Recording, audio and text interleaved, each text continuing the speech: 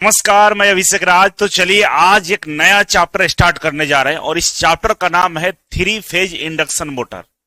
और three phase induction motor के नाम से ही आपको पता चल रहा होगा कि ये जो मोटर है थ्री फेज के द्वारा चलाया जाता है और ये एसी सप्लाई से चलता है, क्योंकि एसी में ही थ्री फेज होता है। ठीक है, तो एसी सप्लाई से चलाने जाने वाला ये मोटर है और इसका नाम है थ्री फेज इंडक्शन मोटर। इसकी खासियत ये है, जैसा कि आप लोग पिछले चैप्टर में पढ़े होंगे, डीसी मोटर भी मैंने पढ़ाया था और उसमें आप देख रहे होंगे कि एक स्टेटर होता है, जो स्थिर वाला भाग होता है उसको स्टेटर बोलते हैं, और जो घूमने वाला पार्ट्स होता है उसको रोटर बोलते हैं। ये जो रोटर है इसको रोटर बोलते हैं। ठीक है, तो जो पहले हम मोटर पढ़े थे डीसी मोटर, उसमें स्टेटर में भी और रोटर में दोनों में हम लोग सप्लाई देते थे, तब जाके मोटर घूमने का काम करता था। लेकिन थ्री फेज इंडक्शन मोटर में सबसे बड़ा फायदा यह है कि हम सप्लाई केवल और केवल स्टेटर को देंगे। थ्री फेज सप्लाई किसको देंगे? स्टेटर को देंगे। ये टर्मिनल बॉक्स है, इसको देंगे। और इसके वजह से जो स्टेटर में जो करंट का सप्लाई हम करने जा रहे हैं, उसके वजह से रोटर हमारा ऑटोमेटिक घूमेगा। रोटर में हम किसी तरह का कोई सप्लाई नहीं देंगे, इसके बावजूद रोटर हमारा बढ़िया स्पीड पे घूमेगा, बढ़िया से काम करेगा, बढ़िया टॉर्क पैदा करेगा। इसी खासियत की वजह से आज इसका बहुत बड़े लेवल पर उपयोग किया जाता है और एक मजबूत टॉर्क देने का काम करता है। मोटर क्या करता है, आप लोगों ने पहले ही पढ़ रखा है डीसी मोटर में कि मोटर का काम होता है किसी चीज को घुमाना, और किसी चीज को घुमाने के लिए जो हम बल पैदा करते हैं, जो फोर्स पैदा करते हैं, जिसका नाम हम लोग टॉर्क बोलते हैं, है ना। किसी चीज को घुमाने वाला जो बल पैदा करते हैं ना, घुमाने वाले जो टॉर्क पैदा करते हैं, उसको हम लोग क्या बोलते हैं? टॉर्क बोलते हैं। घुमाने वाले बल को क्या बोलते हैं? टॉर्क बोला जाता है। ठीक है, और टॉर्क इक्वल टू होता है, टाउ इक्वल टू होता है एफ इंटू आर। मतलब ये हुआ बल इंटू दूरी, जो भी उसका, क्योंकि जो भी वस्तु होगा गोलाकार होगा और गोलाकार का जो दूरी होगा सेंटर से, इसको आर बोलेंगे। यही वाला ये आर है, या तो इसको त्रिज्या मान लीजिए, त्रिज्या, या इसको रेडियस भी बोलते हैं हम लोग। त्रिज्या मान लीजिए, रेडियस मान लीजिए। तो फोर्स और रेडियस पे मल्टीप्लाई करेंगे, वही हमारा टॉर्क आता है। और यही टॉर्क जो है ये किसी वस्तु को घुमाने का काम करता है। और मोटर क्या करता है? गोल गोल घूम के किसी वस्तु को घुमाने का काम करता है। चाहे वो आपका पंखा हो, चाहे आपका मशीन हो, चाहे आपका क्रेन हो, कोई भी चीज हो जो इसके घूमने वाले रोटेशन से बल पैदा करता है, उसको हम क्या बोलते हैं? टॉर्क बोलते हैं। ठीक है, तो चलिए इसी मोटर के बारे में डिटेल्स में हम समझने जा रहे हैं। आप तो बेसिक समझ गए कि ये करेगा क्या। ठीक है, आइए वीडियो दिखाता हूं और इस वीडियो से आपको पता चलेगा कि ये जो थ्री फेज मोटर है, थ्री फेज इंडक्शन मोटर है, ये कैसा दिखता है। तो देखिए यहाँ पे आपको स्पष्ट तौर पर ये मोटर दिख रहा है। इसके पार्ट्स को हम लोग खोलने का काम करते हैं। तो पार्ट्स खोलिएगा तो पार्ट्स में ये स्लिप रिंग दिख रहा है आपको। ठीक है, स्लिप रिंग है और इसके अंदर में क्या है? रोटर है। ठीक है, ये रोटर रहा और ये हमारा स्टेटर रहा। स्टेटर के अंदर में वाइंडिंग की जाती है, जिसको स्टेटर वाइंडिंग बोलते हैं हम लोग। ठीक है, और इसके रोटर पर भी वाइंडिंग की जाती है। ठीक है ना, ये रोटर है, रोटर के अंदर भी देखिए स्लॉट्स कटा हुआ है, इस स्लॉट्स के अंदर भी वाइंडिंग की जाती है। ये स्क्वायरल केज रोटर है हमारा, इसके बारे में आगे हम लोग पढ़ेंगे। ठीक है, तो इसके जो रोटर है इसमें सप्लाई हम लोग नहीं देते हैं, ऑटोमेटिक इसमें जो वाइंडिंग किया गया ना, इसमें म्यूचुअल इंडक्शन की तरफ या कहिए सेल्फ इंडक्शन के थ्रू इसमें क्या होता है? हमारा करंट का फ्लो होता है। सप्लाई स्टेटर में देते हैं और उस स्टेटर की वजह से करंट का फ्लो हमारा इसमें हो जाता है। किसमें? हमारा रोटर के अंदर में हो जाता है। ठीक है, आइए यहां से हम समझने जा रहे हैं, लाइन बाय लाइन आपको बताता हूं, नोट डाउन करते जाइएगा और आपके लिए ये points exam points of view से काफी इंपॉर्टेंट है। ठीक है, तो चलिए शुरुआत करते हैं। कह रहा है कि थ्री फेज इंडक्शन मोटर एक एसी मोटर है। कौन सा मोटर है ये? एसी मोटर है, जो तीन फेज बिजली की आपूर्ति पर काम करता है, जो थ्री फेज पावर सप्लाई पे हमारा काम करता है। ठीक है, यह अपनी मजबूत बनावट, उच्च क्षमता, इसकी जो दक्षता होती है बहुत ज्यादा होती है, एफिशिएंसी बहुत ज्यादा होता है, और स्वतः चालू होने की क्षमता, ये ऑटोमेटिक चालू हो सकता है, के कारण उद्योग में और वाणिज्य में बहुत उपयोगी और लोकप्रिय है। ठीक है, बिना किसी अतिरिक्त स्टार्टिंग डिवाइस के यह विद्युत ऊर्जा को यांत्रिक ऊर्जा में परिवर्तित करता है। इससे पहले जो हम मोटर पढ़ रहे थे तो आप लोग पढ़े रहे होंगे, स्टार्टर के बारे में पढ़ रहे होंगे, है ना, जो मोटर को स्टार्ट करने का काम करता है। लेकिन यहाँ पे बिना किसी अतिरिक्त स्टार्टिंग डिवाइस के ये ऑटोमेटिक स्टार्ट हो सकता है, और जो आपका विद्युत ऊर्जा है उसको मैकेनिकल एनर्जी में, यांत्रिक ऊर्जा में कन्वर्ट करने का काम करता है। ठीक है, इसीलिए इसे स्व प्रारंभिक मोटर के रूप में भी जाना जाता है, इसीलिए इसको हम बोलते हैं सेल्फ स्टार्टिंग मोटर। इसका दूसरा नाम क्या है? सेल्फ स्टार्टिंग मोटर भी इसका दूसरा नाम है हमारा। ठीक है, चलिए आगे बढ़ेंगे। तो आपके सामने आता है इसका वर्किंग प्रिंसिपल कि ये काम कैसे करता है भाई, काम कैसे करता है। ठीक है, तो सबसे पहले क्या होता है कि जब 3 फेज एसी सप्लाई हम स्टेटर वाइंडिंग को देते हैं, स्टेटर वाइंडिंग को क्या करते हैं हम लोग 3 फेज सप्लाई देते हैं। तो आपको ये जो दिख रहा है ना, ये ब्लू कलर का, ये हमारा स्टेटर, इसके अंदर में क्या हुआ है, वाइंडिंग किया हुआ है। ठीक है ना, ये वाइंडिंग किया हुआ है इसके अंदर में, इसी में हम ये टर्मिनल बॉक्स से 3 फेज सप्लाई देते हैं। जब इसके स्टेटर के वाइंडिंग में 3 फेज सप्लाई देते हैं हम लोग, ठीक है, तो यह एक घूर्णन चुंबकीय क्षेत्र, रोटेटिंग मैग्नेटिक फील्ड, जिसको हम लोग RMF, rotating magnetic field, RMF पैदा करता है। हम लोग क्या बोलते हैं उसको? आरएमएफ बोलते हैं, आरएमएफ बोलते हैं। तो कह रहा है ये कि जो टर्मिनल बॉक्स हम 3 फेज सप्लाई देते हैं किसको? इस स्टेटर में जो वाइंडिंग है उसको। तो इसकी वजह से क्या होता है कि इस स्टेटर के अंदर में एक आरएमएफ, रोटेटिंग मैग्नेटिक फील्ड का निर्माण होता है। क्या होता है? Rotating magnetic field. मतलब है ये है कि कुछ इस तरह से एक चुंबकीय रोटेटिंग मैग्नेटिक फील्ड बनता है, मतलब जो इस तरह से घूमता हुआ चुंबकीय क्षेत्र बन जाता है। क्या होता है? घूमता हुआ चुंबकीय क्षेत्र बनता है। यहां तक क्लियर? अभी हम रोटर की बात नहीं किए, ध्यान रखिएगा, इसके अंदर में एक रोटर है जो घूमता है, उसका बात नहीं कर रहे हैं, बात केवल बाहरी आवरण का बोल रहे हैं। ये स्टेटर है और स्टेटर के अंदर में स्लॉट्स कटे होते हैं, उसके अंदर में वाइंडिंग की रहती है, इस तरह से कुछ दिखता है। ठीक है, अब इसमें हमने 3 फेज सप्लाई कर दिया, और 3 फेज सप्लाई करने की वजह से इसके अंदर में रोटेटिंग मैग्नेटिक फील्ड बन रहा है, जो इसे गोल गोल घूमने का काम कर रहा है। यहां पर आपको बाहरी, आपको ये दिख रहा होगा, ठीक है ना, ये घूम रहा है। ठीक है, यहां तक समझ में आ गया? कह रहा है कि यह RMF, rotating magnetic field, rotor में विद्युत प्रेरण, इलेक्ट्रोमैग्नेटिक इंडक्शन द्वारा करंट उत्पन्न करता है, जिससे रोटर घूमने लगता है। अब कह रहा है कि जो स्टेटर के अंदर में चुंबकीय क्षेत्र पैदा हुआ, ये चुंबकीय क्षेत्र की वजह से इसके अंदर में जो रोटर लगा रहता है, रोटर में भी क्या रहता है? स्लॉट्स कटे होते हैं, उसके अंदर में भी वाइंडिंग होती है। अब चुंबकीय क्षेत्र उस वाले रोटर से टकराता है। आपको फिगर दिखाऊंगा तो कुछ और ज्यादा ही स्पष्ट हो जाएगा, आपको मैं दिखा देता हूं। ये हमारा स्टेटर है, ठीक है, इसमें हम क्या करते हैं? 3 फेज सप्लाई देते हैं, 3 फेज सप्लाई देते हैं, और 3 फेज सप्लाई की वजह से ये जो स्टेटर है, स्टेटर के अंदर में स्लॉट्स कट रहते हैं, आपको ये स्लॉट्स दिख रहे होंगे, और इसके अंदर में वाइंडिंग किया रहता है। क्या किया रहता है? वाइंडिंग किया रहता है। और इस वाइंडिंग की वजह से इसमें जब करंट जाता है तो यहां पे एक रोटेटिंग मैग्नेटिक फील्ड बनता है। क्या बनता है? रोटेटिंग मैग्नेटिक फील्ड बनता है। रोटेटिंग मैग्नेटिक फील्ड का मतलब घूमते हुए चुंबकीय क्षेत्र बनता है, जिसको हिंदी में या शॉर्ट में हम लोग आरएमएफ बोलते हैं, रोटेटिंग मैग्नेटिक फील्ड बोलते हैं। और आप लोगों को मालूम है कि बदलते हुए चुंबकीय क्षेत्र में, चाहे घूमते हुए चुंबकीय क्षेत्र में, और किसी कंडक्टर के हम अंदर रखते हैं, उस घूमते हुए चुंबकीय क्षेत्र में कोई कंडक्टर को अंदर रखते हैं, तो वो चुंबकीय क्षेत्र के वजह से जो कंडक्टर अंदर है उसके ऊपर भी करंट पैदा हो जाता है। क्या हो जाता है? करंट पैदा हो जाता है। तो ये जो हमारा रोटर है, ये क्या है? हमारा स्टेटर है, और ये हमारा क्या है? रोटर है। इस रोटर में भी क्या किया गया है? वाइंडिंग की गई है। ये रोटर को जब अंदर ले जाएंगे तो ये कंडक्टर का काम करेगा, और जब ये रोटर अंदर रहेगा तो इस चुंबकीय फील्ड का प्रभाव इस पे पड़ेगा, और बदलते हुए चुंबकीय फील्ड जब इसको काटेगा, हमारा रोटर के वाइंडिंग को काटेगा, कौन काटेगा? चुंबकीय फील्ड जो यहां पर बन रहा है, ये चुंबकीय फील्ड हमारे रोटर के वाइंडिंग को काटेगा, तो इस रोटर में भी क्या होगा? एक करंट पैदा होगा। क्या होगा? एक करंट पैदा होगा, और जो करंट होगा उसका खुद का अपना भी एक चुंबकीय क्षेत्र होगा। क्या होगा? उसका खुद का एक अपना भी चुंबकीय क्षेत्र हो जाएगा, और वही चुंबकीय क्षेत्र, इसका चुंबकीय क्षेत्र और इसका चुंबकीय क्षेत्र, दोनों एक दूसरे को कोलैप्स करेंगे, और उसके वजह से एक टॉर्क जनरेट हो जाएगा। क्या हो जाएगा?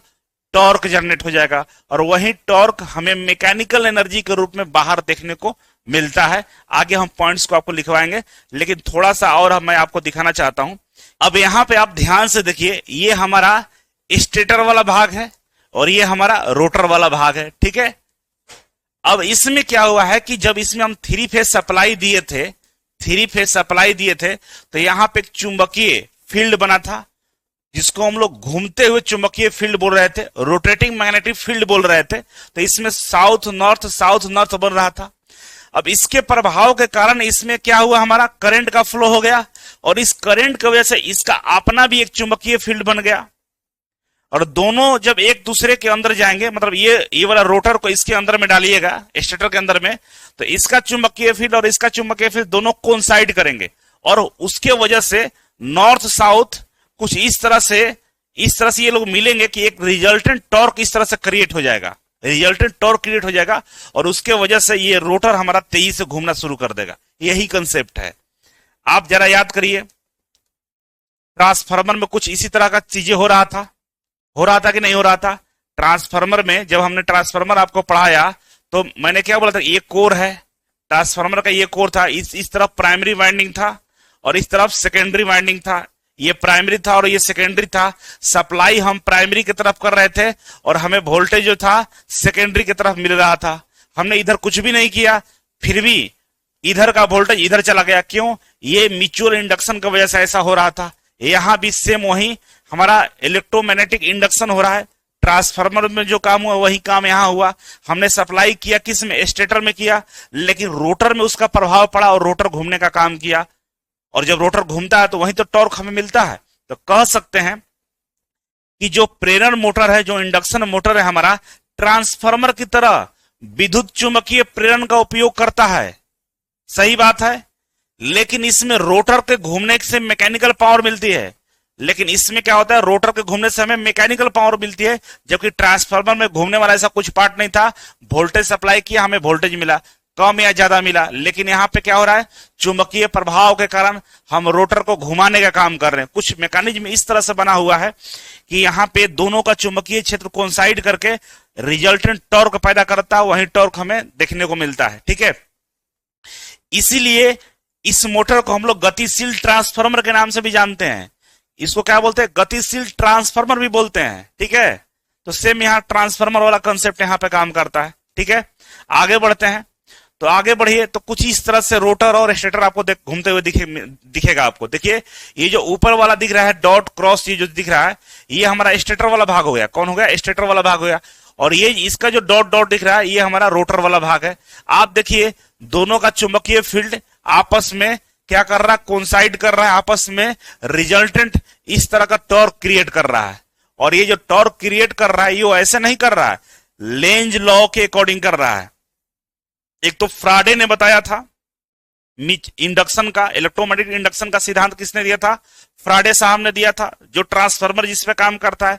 तो पहला तो ये रूल लग गया, फ्राडे साहब वाला रूल लग गया कि भाई हमने स्टेटर में सप्लाई दिया था और स्टेटर में सप्लाई की वजह से हमारा रोटर घूमने लगा, तो दोनों के बीच में इलेक्ट्रोमैग्नेटिक इंडक्शन हुआ है ना। सेल्फ इंडक्शन के काम पे ये काम कर लिया।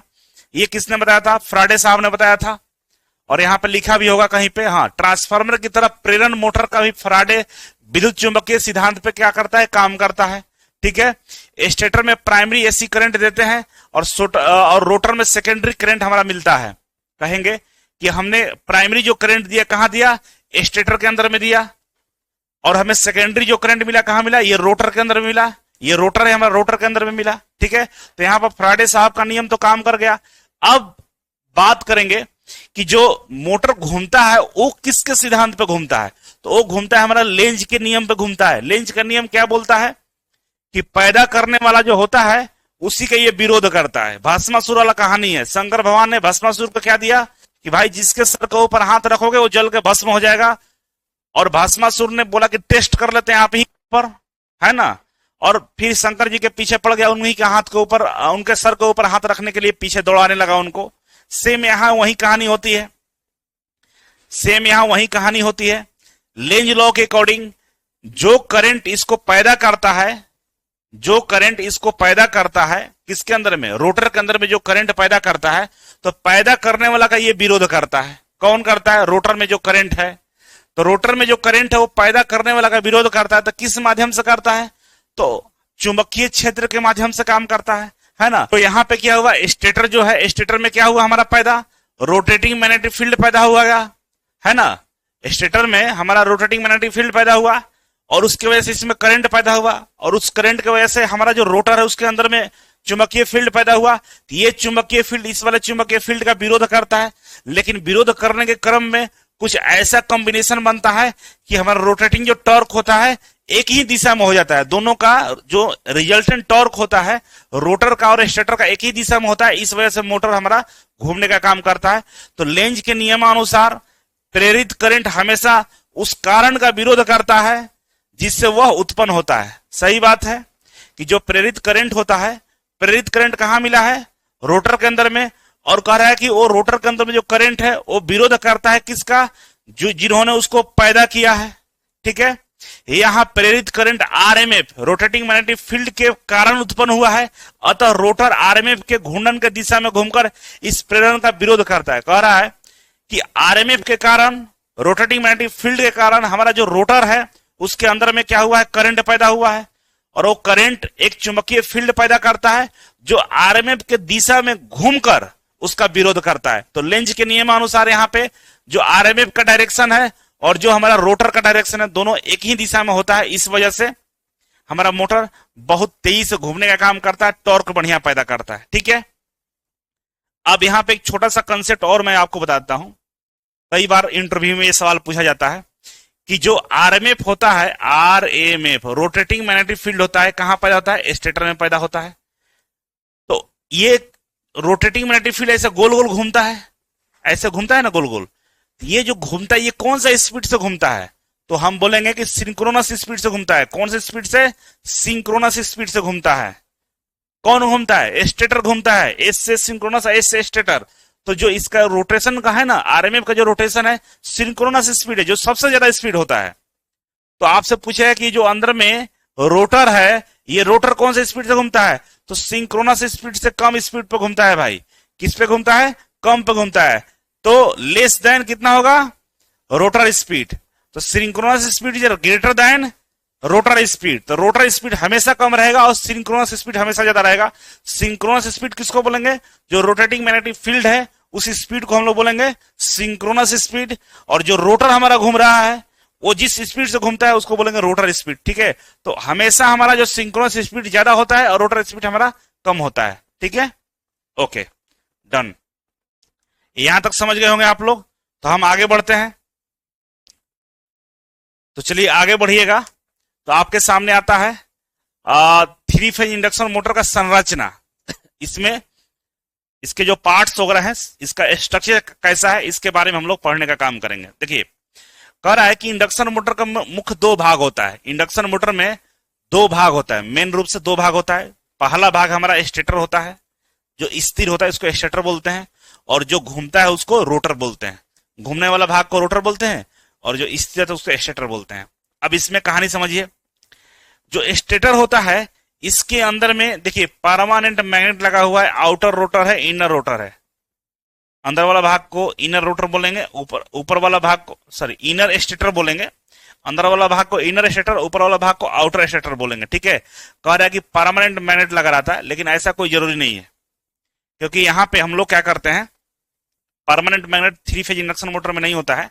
हम लोग यहाँ पे वाइंडिंग करते हैं। क्या करते हैं, वाइंडिंग करके रखते हैं। ऐसे ऐसे वाइंडिंग किया रहता है। इस वाइंडिंग में हम लोग क्या करते हैं, करंट का सप्लाई करते हैं। थ्री फेज करंट का सप्लाई करेंगे, और जो थ्री फेज करंट का सप्लाई अंदर होता है उसकी वजह से यहाँ पे आरएमएफ रोटेटिंग मैग्नेटिक फील्ड पैदा होता है, जो घूमने का काम करता है। कौन सा स्पीड से घूमता है, तो सिंक्रोनस स्पीड से घूमता है। याद रहेगा ना। अब यहां आते हैं। तो यहां पे देखिए, यहां पे दो तरह के हमारा रोटर होता है जो आगे हम लोग पढ़ेंगे। एक स्पाइरल केज होता है और एक हमारा ओन्ड रोटर होता है। तो यहां भी हमारा क्या होता है, वाइंडिंग की रहती है। यहां भी हमारा वाइंडिंग की रहती है। वाइंडिंग को हम लोग शॉर्ट करके रखते हैं, और उसके रोटेटिंग मैग्नेटिक फील्ड की वजह से इसके अंदर में करंट पैदा होता है, और जो करंट पैदा होता है वो भी अपना एक चुंबकीय फील्ड बना लेता है, जिससे रिजल्टेंट हमें टॉर्क मिलता है जो घूमने का काम करता है। ठीक है, तो मुख्य रूप से हमारा स्टेटर और रोटर होता है मोटर में। ठीक है, अब इसके डिटेल्स में चलिए आगे हम लोग पढ़ लेते हैं क्या होता है। तो सबसे पहले हम बात करेंगे स्टेटर का। किसका बात करेंगे, स्टेटर का हम बात करेंगे। तो कह रहा है कि स्टेटर प्रेरण मोटर का स्थिर भाग होता है, जो हमारा इंडक्शन मोटर है उसका स्थिर वाला भाग होता है, जो 3 फेज विद्युत आपूर्ति प्राप्त करके घूमने का काम करता है, ठीक है ना। रोटेटिंग मैग्नेटिक फील्ड ये जनरेट करता है। इसी के अंदर में हमारा क्या पैदा होता है, आरएमएफ पैदा होता है, जिसको रोटेटिंग मैग्नेटिक फील्ड बोलते हैं, ठीक है। स्टेटर का जो संरचना होता है उसमें स्टेटर का कोर होता है, स्टेटर का वाइंडिंग होता है और फ्रेम होता है ना। 3 चीजें मिलकर स्टेटर को बनाया जाता है, स्टेटर का कोर, स्टेटर का वाइंडिंग और स्टेटर का फ्रेम। तो बाहर वाला भाग फ्रेम होता है, अंदर वाला भाग कोर होता है, और उसी कोर के अंदर में वाइंडिंग की जाती है, ठीक है। चलिए आगे बढ़ेंगे तो देखिए यहाँ पे स्पष्ट तौर पर आपको दिख रहा होगा, ठीक है। तो सबसे पहले स्टेटर का कोर को समझते हैं। तो स्टेटर का कोर अंदर वाला भाग हो, उसको स्टेटर का कोर बोलते हैं। इसी के अंदर में क्या रहता है, वाइंडिंग की रहता है। वाइंडिंग कहाँ होता है, तो स्टेटर के कोर में वाइंडिंग होता है। तो वाइंडिंग कौन सा वाइंडिंग होता है, 3 फेज वाइंडिंग होता है। तो 3 फेज वाइंडिंग एक दूसरे पे कितना डिग्री पे होता है, तो एक दूसरे से 120 डिग्री पे हमारा वाइंडिंग किया जाता है, ठीक है। तो यहाँ पर देखिए सिलिकॉन स्टील के पतली परत से हमारा क्या होता है, स्टेटर का कोर बनाया जाता है, ठीक है। Laminated design eddy current loss को कम करने के लिए हम लोग क्या करते हैं, जो सिलिकॉन का स्टील है एक दूसरे से लेमिनेट कर देते हैं। लेमिनेट करने से मतलब इंसुलेट कर देते हैं, जिससे हमारा एडी करंट लॉस कम होता है, ठीक है। आंतरिक सतह पर स्लॉट्स बने होते हैं जो वाइंडिंग रखने के लिए काम करते हैं। अंदर वाला भाग में इस तरह से स्लॉट्स बने होते हैं। इस तरह से क्या होता है, स्लॉट्स बना रहता है, इसी स्लॉट्स में हमारा वाइंडिंग किया जाता है, ठीक है। कह रहा है कि स्टेटर पर 3 फेज RYB रेड, येलो और ब्लू वाइंडिंग में को 120 डिग्री इलेक्ट्रिकल के फेज पे हम लोग क्या करते हैं, व्यवस्थित करते हैं। जो वाइंडिंग अंदर में 3 फेज होता है 120 डिग्री के एंगल पे हम लोग करके रखते हैं, ठीक है। यहां तक तो कोई समस्या वाला विषय नहीं होगा। तो आगे बढ़ते हैं। अब कह रहा है कि स्टेटर का वाइंडिंग, तो देखिए स्टेटर का वाइंडिंग कुछ इस तरह से किया जाता है। ये R हो गया, ये Y हो गया और ये हमारा B हो गया। आप यहाँ पे जो वाइंडिंग किया गया है देख लीजिए, ये जो वाइंडिंग है 3 गो, ये एक दूसरे से 120 डिग्री पर किया हुआ है, ठीक है। तो कह रहा है कि स्टेटर का जो वाइंडिंग होता है तांबे के इंसुलेटेड तारों से बना हुआ 3 फेज वाइंडिंग होता है। तांबे का इंसुलेटेड तार से हमारा 3 फेज वाइंडिंग किया जाता है। इसका 2 मुख्य प्रकार होता है, लैप वाइंडिंग और वेव वाइंडिंग, जो आपको हम एसी थ्योरी में पढ़ा चुके हैं, ठीक है। लैप वाइंडिंग कब करते हैं, जब उच्च वोल्टेज मोटर के लिए उपयोग किया जाता है। जब उच्च वोल्टेज आपको चाहिए होता है, चाहे उच्च वोल्टेज वाला जो मोटर होता है, उसमें हम लोग क्या करते हैं, लैप वाइंडिंग का प्रयोग करते हैं। वेव वाइंडिंग कहां करते हैं, कम वोल्टेज वाले मोटर में हम लोग वेव वाइंडिंग करते हैं, ठीक है। स्टार या डेल्टा कनेक्शन में दोनों वाइंडिंग को हम लोग क्या करते हैं, अरेंजमेंट करते हैं। या तो स्टार होगा, नहीं तो डेल्टा में हम दोनों वाइंडिंग क्या करते हैं, अरेंजमेंट करते हैं। और 2 पोल जो मोटर होगा उसमें एक 120 डिग्री मैकेनिकल होता है और 120 डिग्री इलेक्ट्रिकल होता है। कारण कि 2 पोल जो मोटर होता है उसमें जो हम वाइंडिंग करेंगे तो मैकेनिकली 120 डिग्री होता है और इलेक्ट्रिकल भी हमारा 120 डिग्री होता है। 4 पोल मोटर में क्या होता है कि मैकेनिकल भी 60 डिग्री होता है और इलेक्ट्रिकल हमारा 120 डिग्री होता है। तो यहाँ पे 4 पोल में अंतर आ जाता है। मैकेनिकली रूप से देखिएगा तो हमारा 60 डिग्री दिखाई देगा, लेकिन इलेक्ट्रिकल रूप से 120 डिग्री के एंगल पे इसको हम लोग क्या करते हैं, व्यवस्थित करते हैं, ठीक है। यहां तक तो कोई परेशानी नहीं हुआ होगा। तो हम लोग आगे बढ़ते हैं। अब जैसे आगे बढ़िएगा तो यहां पर देखिए फ्रेम आ गया। जो स्टेटर होता है उसका जो आवरण होता है उसको फ्रेम बोलते हैं। ये जो स्टेटर है ना, बाहरी वाला जो आवरण है, ये बाहरी वाला जो आप भाग देख रहे हैं, इसको हम लोग फ्रेम बोलते हैं।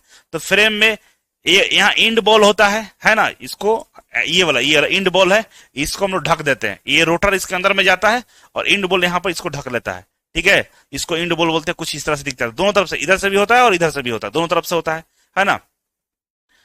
अब यहाँ पर देखिए कह रहा है कि जो फ्रेम होता है कास्ट आयरन का है या अल्युमिनियम से बना होता है।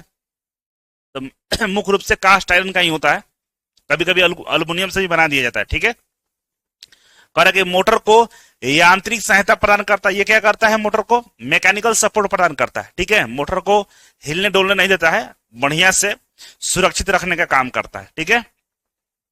कूलिंग फिंस इसके साथ जुड़ा रहता है। करे कूलिंग फिंस भी इसके साथ जुड़ा रहता है। आप देखिएगा मोटर को ऊपर में इस तरह का ऐसे ऐसे पत्तियां निकली रहती है ना, इसको कूलिंग फिंस बोलते हैं। ये क्या करता है, बाहरी हवा के संपर्क में आकर मोटर को ठंडा करने का काम करता है। और जो बड़े बड़े मोटर होते हैं उसमें ये जो इंड वॉल है ना, इसके बगल में एक पंखा लगा रहता है, जिससे हवा अंदर से बाहर निकलता है, अंदर का हवा बाहर निकलता है, मोटर को ठंडा करने का काम करता है। तो बड़े बड़े मोटर में पंखा भी लगे रहते हैं, लेकिन छोटे मोटर में इस तरह से फ्रेम निकला रहता है जो फिंस का काम करता है, जो ठंडा करने का काम करता है, ठीक है। चलिए यहां तक पहुंच गए तो आगे बढ़ते हैं। अब आते हैं रोटर को पढ़ते हैं। आप स्टेटर समझ गए तो रोटर को समझ लीजिए। तो कह रहा है कि रोटर इंडक्शन मोटर का घूमने वाला भाग होता है, रोटेटिंग पार्ट होता है, जो स्टेटर द्वारा उत्पन्न घूर्णन चुंबकीय क्षेत्र, जिसको हम आरएमएफ बोलते हैं, घूर्णन चुंबकीय क्षेत्र आरएमएफ से प्रेरित होकर यांत्रिक शक्ति मैकेनिकल पावर को उत्पन्न करता है। सही बात है, ये पहले ही हम समझा चुके हैं, तो जल्दी जल्दी हम इसको समझ लेते हैं। कह रहा है कि ये दो प्रकार का होता है, एक स्क्वायरल केज रोटर होता है हमारा, और एक हमारा होता है स्लिप रिंग रोटर। एक होता है स्लिप रिंग रोटर होता है, एक स्क्वायरल केज होता है। स्लिप रिंग रोटर क्यों बोलते हैं इसको? क्योंकि यहाँ के इसके शाफ्ट पे स्लिप रिंग लगा रहता है। क्यों लगा रहता है इसका भी कारण है, आप बस नाम इसलिए रखा गया कि क्योंकि स्लिप रिंग है, इसमें स्लिप रिंग लगा हुआ, इसलिए इसको स्लिप रिंग रोटर बोलते हैं। और इसको स्क्वायरल केज बोलते हैं। स्क्वायरल केज क्यों बोलते हैं? क्योंकि ये गिलहरी के पिंजरा के आकार का होता है, आगे हम लोग देखेंगे, इसीलिए इसका नाम रख दिया गया स्क्वायरल केज रोटर। ठीक है, अब हम आगे बढ़ते हैं, तो आगे बढ़िएगा तो आगे देखते हैं इसमें क्या दिया हुआ है भाई। अगला पॉइंट से हमारा पहला रोटर है हमारा स्क्वायरल केज। तो चलिए स्क्वायरल केज के बारे में हम लोग समझते हैं क्या होता है। तो कह रहा है कि स्क्वायरल केज जो रोटर होता है, जिसे हिंदी में पिंजरा रूप प्रारूप रोटर बोलते हैं। हिंदी में इसको क्या बोलते हैं? स्क्वायरल केज को पिंजरा प्रारूप रोटर। क्यों बोलते हैं? क्योंकि 3 फेज इंडक्शन मोटर का सबसे सामान्य प्रकार है। इसका नाम इसकी संरचना पर पड़ा हुआ है, जो गिलहरी के घूमने वाले पिंजरे जैसा दिखता है। क्या बोल रहा है कि सबसे ज्यादा उपयोग होने वाला ये हमारा रोटर है, जिसको स्क्वायरल केज रोटर बोलते हैं। ठीक है, और हिंदी में इसको पिंजरा प्रारूप रोटर बोलते हैं। नाम क्यों पड़ा? क्योंकि ये गिलहरी के जो घूमने वाला पिंजरा होता है ना, उसके जैसा दिखता है, इसलिए इसका नाम रख दिया गया स्क्वायरल केज रोटर। ठीक है, यही नाम। अब इसके जो रोटर होता है ना, तो इसमें इस तरह से स्लॉट रड लगे रहते हैं। ये जो रड है, ये अपने आप में कंडक्टर का काम करता है। इसमें वाइंडिंग के रूप में ये रड ही लगा रहता है। ठीक है ना, और ये जो रड होते हैं, ये जो तार होता है ना, तो मोटा मोटा जो तो रड उसके तार के जगह पर लगाते हैं, और अंत में हम लोग क्या कहते हैं, अंत में हम लोग इंड रिंग लगा देते हैं दोनों तरफ से। दोनों तरफ से क्या लगा हुआ है? इंड रिंग लगा हुआ है। ये स्लॉट, ये तार जाके इस इंड रिंग के स्लॉट में फंस जाते हैं, और इस तरह से हम लोग रोटर का निर्माण कर लेते हैं। ठीक है, इसके और कई सारे फायदे भी है। फायदा क्या है पढ़ेंगे अभी पहले देख लीजिए, पॉइंट्स इसका नोट डाउन कर लीजिएगा। कह कि ये जो रोटर होता है बेलनाकार होता है, सिलिंड्रिकल होता है। ठीक है, देखिए सिलिंड्रिकल होता है। इसकी परिधि में स्लॉट्स कटे होते हैं। इसका जो परिधि है ना, ये वाला परिधि, इसमें क्या रहता है? स्लॉट्स कटा रहता है। क्या कट रहता है? स्लॉट्स कटा रहता है। एल्यूमिनियम या तांबे की मजबूत छड़ें रोटर को कोर को स्लॉट्स में फिट की जाती है। कह रहा है एल्यूमिनियम या तांबे के जो छड़ होते हैं, इसी स्लॉट में फिट किए जाते हैं। इसी स्लॉट में हम लोग फिट कर देते हैं। ठीक है, दोनों सिरों पर लगे चक्राकार रिंग सभी बॉस को शॉर्ट सर्किट करते हैं, जिसे एंड रिंग कहा जाता है। कह रहा है कि ये जो स्लॉट इसमें फिट होते हैं, इसको एंड रिंग बोलते हैं। और एंड रिंग है आपस में शॉर्ट किया रहता है, मतलब इसमें जो करंट पैदा होगा, ऐसे ऐसे शॉर्ट है तो ये घूमेगा, करंट यहीं पे घूमते रहेगा, और घूमने की वजह से यहाँ चुंबकीय क्षेत्र भी पैदा हो जाता है हमारा। ठीक है, लेमिनेटेड कोर सिलिकॉन स्टील की पतली परतों से बनी होती है, जो एडी करंट लॉस को कम करती है। कह रहा है जो इंड करंट है हमारा, वो लेमिनेटेड कोर सिलिकॉन स्टील का पतली परतों से बना रहता है। ठीक है, क्यों बना रहता है? क्योंकि एडी करंट को लॉस को हमारा ये कम करने का काम करता है। ठीक है, अब कह रहा है कि रोटर के स्लॉट्स शाफ्ट के समानांतर नहीं बनाए जाते हैं, बल्कि विषमित तिरछा बनाए जाते हैं। आप देखिए यहाँ पे कह रहा है कि रोटर का जो स्लॉट्स है, ये तिरछा बनाया जाता है, शाफ्ट के समानांतर नहीं बनता है। स्क्वायरल केज में जो ये हमारा कंडक्टर होता है, रोटर होता है, रोटर का जो ये स्लॉट्स होते हैं, ये तिरछा होता है, शाफ्ट के समानांतर में नहीं होता है। दिख भी रहा है आपको। ठीक है, अब इसको देखिए, कह रहा है कि जो तिरछा बनता है, तो तिरछा बनाने के पीछे कारण क्या है? ये हमारा ये रोटर हो गया। ठीक है, ये हमारा रोटर हो गया, लेकिन यहां पर जो बनेगा वो तिरछा बनता है, ऐसे तिरछा बनाते हैं।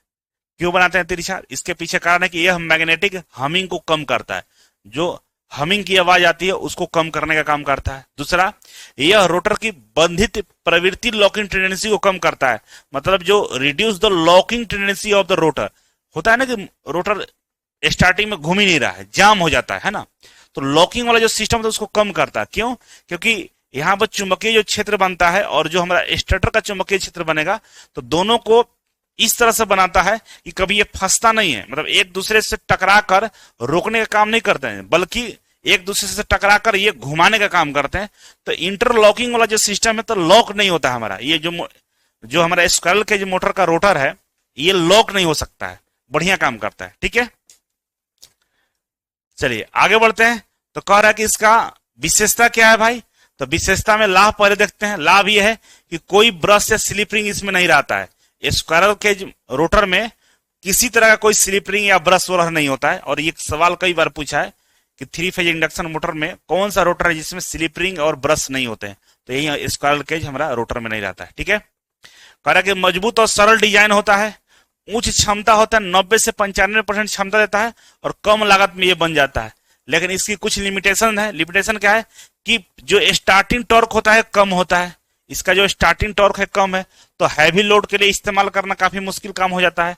स्पीड कंट्रोल सीमित है, बहुत ज्यादा स्पीड कंट्रोल इसमें नहीं कर सकते हम लोग। ठीक है, और उच्च स्टार्टिंग करंट, हमारा जो स्टार्टिंग करंट होता है वो ज्यादा होता है, जो वो भी एक हानि का कारण बन सकता है। एक तो स्टार्टिंग टॉर्क कम है, ऊपर से स्टार्टिंग करंट बहुत ज्यादा है, स्पीड पर कंट्रोल नहीं हो पाता है। ये 3 डिसएडवांटेज के वजह से, ये 3 हानियों के वजह से हमारा मोटर में कहीं ना कहीं मजबूत विश्वसनीय नहीं हो पाता है ना, बढ़िया टॉर्क नहीं मिल पाता है। तो इसका इस्तेमाल हम उस तरीके से नहीं कर पाते हैं बड़े बड़े कामों के लिए। ठीक है, अब आता है इसका एप्लीकेशन कहाँ उपयोग होता है। तो कह रहा है कि उद्योग में तो कर दे, पंप हो गया आपका, कंप्रेसर हो गया, पंखा हो गया, यहाँ पर हम लोग उपयोग करते हैं। वॉशिंग मशीन में भी इसी का उपयोग होता है, रेफ्रिजरेटर में इसका प्रयोग करते हैं, ट्यूबवेल में करते हैं, थ्रेसर में करते हैं, कन्वेयर सिस्टम में करते हैं हम लोग। ये सभी जगह हम इसका इस्तेमाल करते हैं। इसका आविष्कार किसने किया था, 1889 में मिखाइल द्रोबोसोल्स्की ने किया था। पढ़ लीजिएगा, कितना खतरनाक इन लोगों का नाम रहता है। ये रशियन लग रहा है या जर्मनी का होगा, आप देख लेंगे इसको। इन्होंने इसका आविष्कार किया था। ठीक है, ओके। तो इस तरह से हम लोग स्क्विरल केज रोटर के बारे में पढ़ लिया। अब पढ़ेंगे हम लोग स्लिप रिंग रोटर। अब क्या पढ़ने जा रहे हैं, स्लिप रिंग रोटर के बारे में पढ़ने जा रहे हैं। ठीक है, देखिए यहाँ पे बोल रहा है कि स्लिप रिंग रोटर को कुंडली वाउंड रोटर भी कहते हैं। स्लिप रिंग रोटर को हम लोग कुंडली वाउंड रोटर भी हम लोग कहते हैं। और इसमें आपको दिख रहा होगा कि वाइंडिंग किया गया, देखिए तार का वाइंडिंग किया गया है ना, तार का वाइंडिंग। और यहाँ पे देखिए स्लिप रिंग भी लगा हुआ है, और यहाँ पे ये कार्बन ब्रश भी लगा हुआ है ना, ये कार्बन ब्रश है, ये टच कर जाएगा इसमें। तो यहाँ पे सारा अरेंजमेंट आपको दिख रहेगा, और इसी को देख के पहचान लीजिएगा। अगर स्क्विरल केज रोटर रहता तो स्लॉट तो तिरछा इसमें भी कटा हुआ है, लेकिन ये तिरछा स्लॉट से नहीं पहचानना है, आपको देखना है कि स्लिप रिंग है कि नहीं है। तो यहाँ पे देखिए स्पष्ट तौर पर स्लिप रिंग दिख रहा है, कार्बन ब्रश भी आपको दिख रहा है। तो कह सकते हैं कि ये जो रोटर है ये हमारा स्लिप रिंग रोटर है। ठीक है, और इसका जो दूसरा नाम होता है क्वाइल्ड ओन्ड रोटर, ठीक है ना, और हिंदी में कुंडलित ओन्ड रोटर भी कहते हैं। ठीक है, स्लिप रिंग रोटर का वाइंडिंग स्टार या डेल्टा में होता है, ये दोनों में होता है, स्क्विरल केज और इसमें भी या तो स्टार या डेल्टा में आप कर सकते हैं। ठीक है, इसमें सबसे बड़ी खासियत यह है कि स्टार्टिंग टॉर्क को बढ़ा सकते हैं और घटा भी सकते हैं। तो कह रहा है कि स्टार्टिंग टॉर्क को बढ़ाने तथा स्टार्टिंग टॉर्क को घटाने के लिए हम बाहरी रेजिस्टेंस रोटर के सर्किट पर डालते हैं। हम लोग क्या करते हैं, बाहरी रेजिस्टेंस रोटर के सर्किट पर हम लोग डाल देते हैं। तो बाहरी रेजिस्टेंस डालने की वजह से क्या होता है, हमारा रेजिस्टेंस बढ़ जाता है, और रेजिस्टेंस बढ़ने की वजह से हमारा टॉर्क बढ़ जाता है। टॉर्क मतलब घुमाने की क्षमता बढ़ जाती है। ये आगे हम लोग देखने का काम करेंगे, कैसे हम लोग टॉर्क को, रेजिस्टेंस बढ़ाने से टॉर्क को हम लोग बढ़ाते हैं। ठीक है, वो आगे दिखेगा। लेकिन यहाँ जो लगाने का उद्देश्य है, यहाँ पे स्लिप रिंग क्यों लगा हुआ है, क्यों कार्बन ब्रश लगाए हैं, ऐसा इसलिए नहीं लगाया है कि हमको यहाँ से करंट बाहर निकलना, ऐसा कुछ नहीं करना है। हमको क्या करना है कि बाहरी रेजिस्टेंस इतना बढ़ा देंगे कि अंदर में हमारा टॉर्क बढ़िया मिल जाएगा, मोटर बहुत मजबूती के साथ घूमेगा और किसी चीज को बढ़िया से उठा सकता है। ठीक है, बढ़िया लोड देगा आपका। कह रहा है कि स्लिप रिंग और ब्रश की सहायता से बाहरी प्रतिरोध को हम लोग क्या करते हैं, जोड़ते हैं। क्या करते हैं, बाहरी प्रतिरोध को जोड़ते हैं, यही जोड़ा है। ठीक है, स्लिप रिंग रोटर का starting torque squirrel cage rotor की अपेक्षा अधिक होता है। कह रहा है कि स्लिप रिंग जो रोटर होता है स्क्विरल केज रोटर की अपेक्षा में बहुत ज्यादा टॉर्क देता है। ठीक है, स्लिप रिंग और स्प्लिट रिंग दोनों ही कॉपर के बने होते हैं। कह रहा है कि यहाँ पे जो स्लिप रिंग होता है, चाहे स्प्लिट रिंग बोलिए, ये दोनों किससे बना होता है, कॉपर से बना रहता है। ठीक है, चलो यहां तक समझ में आ गया होगा। तो हम आगे बढ़ते हैं। कह रहा है कि संरचना और कार्य प्रणाली, ये कैसे काम करता है, इसका कार्य प्रणाली क्या है और कैसे बनाया जाता है, समझिए इसको। कह रहा है कि रोटर की वाइंडिंग, तो इसमें 3 फेज कुंडली लगी होती है जो स्टार या डेल्टा कनेक्शन में जुड़ी रहती है। सही बात है। इन कुंडलियों के सिरों को स्लिप रिंग से जोड़ देते हैं हम लोग। जो इन कुंडली का जो सिरा है किससे जोड़ते हैं? स्लिप रिंग से जोड़ देते हैं। ठीक है। और स्लिप रिंग घूमने वाले रोटर से जुड़े होते हैं, और जो स्लिप रिंग होता है जो घूमने वाला रोटर है उससे जुड़ा रहता है, जबकि ब्रश स्थिर वाला भाग पर लगे होते हैं। ठीक है। ब्रश के माध्यम से बाहरी प्रतिरोध को रोटर के सर्किट से जोड़ देते हैं। ये सारा कहानी अभी आपको मैंने बताया, इसमें देख लीजिए जो लिखा हुआ है, यही लिखा हुआ है कि ये वाइंडिंग किया रहता है। ये सारी वाइंडिंग कहां जुड़ा रहता है? स्लिप रिंग के साथ में जुड़ा रहता है। ये जो स्लिप रिंग है इसी के साथ में जुड़ा रहेगा। ठीक है। और स्लिप रिंग के साथ ही साथ हम लोग क्या करते हैं, ये कार्बन ब्रश लगा देते हैं। तो कह रहा है कि कार्बन ब्रश घूमता नहीं है, ये स्टेटर के साथ में जुड़ा रहता है और अस्थिर रहता है, स्थिर रहता है। लेकिन ये जो हमारा स्लिप रिंग है ये घूमता है। ठीक है। और घूमता है, और हमको रेजिस्टेंस बढ़ाना हो तो इसको क्या करते हैं, इसमें टच करा देते हैं। देखिए टच किया हुआ है, और यहाँ पर रेजिस्टेंस का वैल्यू हम निर्धारित करते हैं कितना रखना है, और कितना रखने से कितना टॉर्क पैदा होगा वो तो कैलकुलेशन का विषय होता है। उसी अकॉर्डिंग यहाँ पर रेजिस्टेंस को कम या ज्यादा करते हैं हम लोग। ठीक है। अब आगे बढ़ते हैं। तो यहां तक तो समझ गए आप लोग। तो आगे बढ़े तो आगे कह रहा है कि बाहरी प्रतिरोध का उपयोग। बाहरी प्रतिरोध का उपयोग क्यों करते हैं? तो देखिए यहाँ पर जो हमारा प्रतिरोध का फॉर्मूला है जो टॉर्क का, torque equal to in proportional to R2 upon S। R2 क्या यहाँ पे? तो रोटर का प्रतिरोध है R2, और S क्या है? स्लिप है। तो R2 प्रतिरोध को जितना बढ़ाइएगा आपका टॉर्क भी उतना बढ़ जाएगा। यही तो करना है। प्रतिरोध को घटाइएगा टॉर्क भी आपका घट जाएगा। और स्लिप रिंग तो कांस्टेंट रहेगा, जितना है उतना ही रहेगा ना, उसमें कम ज्यादा नहीं कर सकते, लेकिन प्रतिरोध को, रेजिस्टेंस को कम या ज्यादा कर सकते हैं। ठीक है। तो कह रहा है कि बाहरी जो प्रतिरोध उसका उपयोग क्या है? तो कह रहा है कि मोटर के स्टार्टिंग के समय बाहरी प्रतिरोध जोड़कर रोटर करंट को नियंत्रित किया जाता है, जिससे हाई स्टार्टिंग टॉर्क प्राप्त होता है और करंट जो सर्ज करंट होता है वो कम हो जाता है। ठीक है। रेजिस्टेंस को हम लोग बढ़ा घटाकर स्टार्टिंग टॉर्क को हम लोग कंट्रोल करने का काम करते हैं। ठीक है। अब यहां पर कह रहा है कि मोटर के पूर्ण गति फुल स्पीड पर पहुंचने के बाद स्लिप रिंग को शॉर्ट सर्किट कर दिया जाता है और मोटर को समान इंडक्शन मोटर की तरह काम करने के लिए छोड़ दिया जाता है। कह रहा है कि जब मोटर हम स्टार्ट करते हैं तो स्टार्टिंग में हमको टॉर्क ज्यादा चाहिए होता है, तो उस समय हम लोग रेजिस्टेंस को बढ़ा देते हैं। लेकिन जैसे मोटर अपना फुल स्पीड पर आ जाता है तो हम लोग क्या करते हैं, जो रेजिस्टेंस है ना उसको शॉर्ट कर देते हैं। शॉर्ट करने का मतलब उसको रेजिस्टेंस को कम या ज्यादा ना करके हम लोग शॉर्ट करके, शॉर्ट से समझते हैं ना, अब रेजिस्टेंस को आपस में जोड़कर शॉर्ट कर देते हैं। मतलब यहां से एक सर्किट कर देते हैं, भाई इसी पे चलिए, अब आपको हमको कम ज्यादा नहीं करना है, जो है वो हो गया, बस इसी पे चलना है। ठीक है। तो शॉर्ट करके हम लोग छोड़ देते हैं, मोटर अपना काम आसानी से करने लगता है और सिंपल जो इंडक्शन मोटर है उसकी तरह काम करना शुरू कर देता है। ठीक है। यहां तक समझ गए होंगे आप लोग। तो अब हम आगे बढ़ते हैं। कह रहा है कि स्लिप रिंग का एडवांटेज क्या है हमारा? एडवांटेज ऑफ स्लिप रिंग, तो कह रहा है कि उच्च प्रारंभिक टॉर्क के लिए हमें क्या कर रहा है, मदद करता है। स्लिप रिंग की वजह से हमें स्टार्टिंग टॉर्क ज्यादा मिलता है। ठीक है। मोटर के स्टार्टिंग करंट को कम करता है। जो स्टार्टिंग करंट ज्यादा हमें देना पड़ता था स्क्वायरल के रोटर में, वो हमें यहाँ पे कम देने का काम करना पड़ता है। कम मतलब उसकी वजह से ये कम हो जाता है। गति नियंत्रण जो होता है काफी अच्छा हो जाता है। तो स्लिप रिंग का ये हमारा यहाँ पे लाभ मिल जाता है। ठीक है। कह रहा है कि स्लिप रिंग का नुकसान क्या है? तो कह रहा है कि स्क्वायरल के रोटर की तुलना में अधिक रख रखाव करना पड़ता है, मेंटेनेंस ज्यादा करना पड़ता है। ठीक है। और कह रहा है कि अधिक इसका लागत, इसका खर्च भी ज्यादा हो जाता है, या इसकी कॉस्टिंग भी क्या होता है, ज्यादा हो जाता है। ये इसका क्या है, नुकसान है हमारा। उपयोग कहां करते हैं भाई? तो उपयोग इसका क्रेन में करते हैं। क्रेन देखिएगा हमेशा भारी लोड उठाने का काम करता है, तो जहां भी भारी लोड उठाना है वहां इसका इस्तेमाल करते हैं। होइस्ट, होइस्ट समझते हैं ना, जो रस्सी वाला लिफ्ट जैसा होता है। ठीक है। लिफ्ट हो गया इत्यादि में हम लोग क्या करते हैं, जहां पे अधिक भार की आवश्यकता पड़ती है वहां पे इसका इस्तेमाल करते हैं। बड़े पंप्स होता है, कंप्रेसर होता है, वहां भी इसका हम उपयोग करते हैं। मतलब जहां जहां हैवी लोड है वहां हम इसका उपयोग कर लेते हैं। ठीक है। पूरा हमने अभी तक जो पढ़ा ये मोटर के वर्किंग प्रिंसिपल, इसके पार्ट्स, इसके एप्लीकेशन, इसका यूजेज, इसके टाइप्स के बारे में पढ़ा। अब इसके आगे हम लोग पढ़ेंगे कि इसके अंदर में स्पीड कैसे होता है और तमाम बहुत सारी चीजों को, जितने सारे एप्लीकेशन है इसके अंदर में, जो फंक्शन है, वो सब चीजों के बारे में हम लोग आगे पढ़ने वाले हैं। ठीक है। यहां तक हम इसके बेसिक फंडामेंटल को समझ चुके हैं। कहीं कोई डाउट होगा दोबारा से वीडियो देखिएगा तो सब समझ में आ जाएगा। तो मुझे लगता है कि आप समझ गए होंगे और बढ़िया से नोट्स बना लेंगे, और आगे वाला लेक्चर में हम लोग मिलते हैं और यहाँ से आगे की जो क्लास है उसको शुरू करते हैं। बहुत बहुत धन्यवाद, थैंक यू।